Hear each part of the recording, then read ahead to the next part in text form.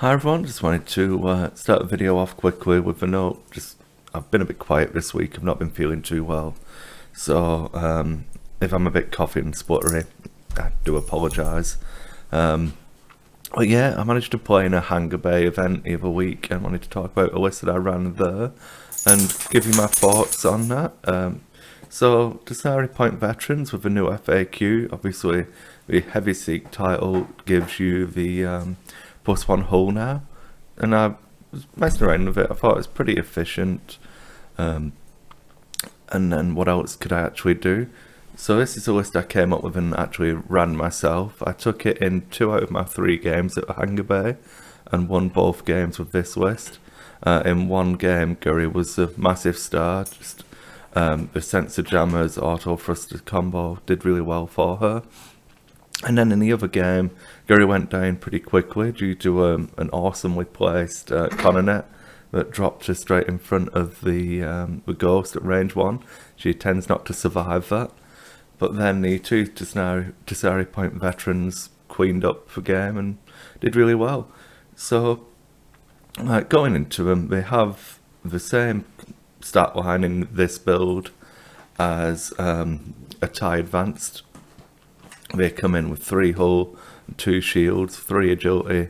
Obviously they're a lot more offensive with the Mangler cannons and Predator, but they can do really well. Dogs are down, annoying me, stupid things.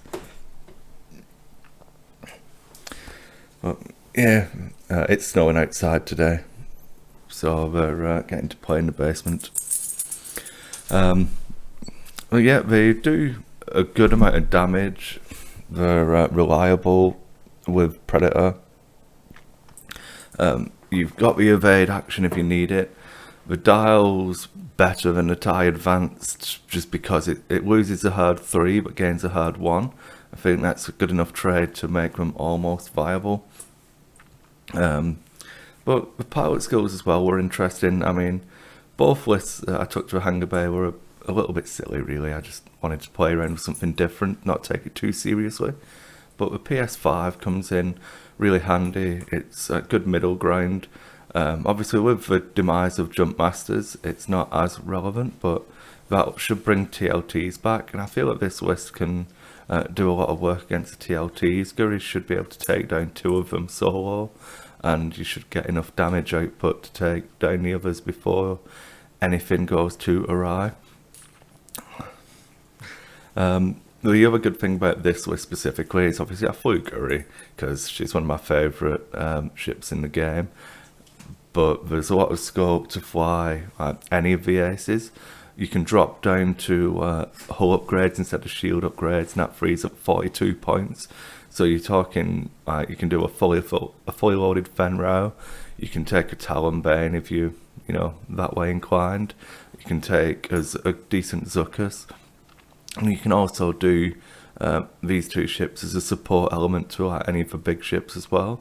So you could squeeze in I was looking at an IGB mate for some more cannon shenanigans or anything like that really. But yeah, I definitely feel like the Tansarii Point Veterans are going to have a place in the game now.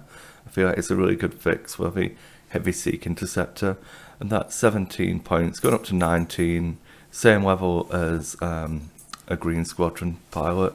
It actually feels like a decent point to come in the game at now. We've got all good actions. You could ask for a boost as well, but you can get enough positioning with a barrel roll, and then they do hit really, really well with Mangler and Predator. But yeah, that's it for this video before I start coughing too much. Thanks for watching everyone. If you've got any ideas on what you'd run with the 2 Tansarii Point Vets, let me know. So 42 points is around about what we've got to spend.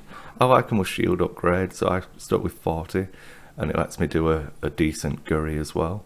So this list is really good fun, so try this one. But if you've got anything, make sure you let me know in the comments. Hit me up on Facebook or Twitter, and I might try something different with it. Thanks for watching everyone.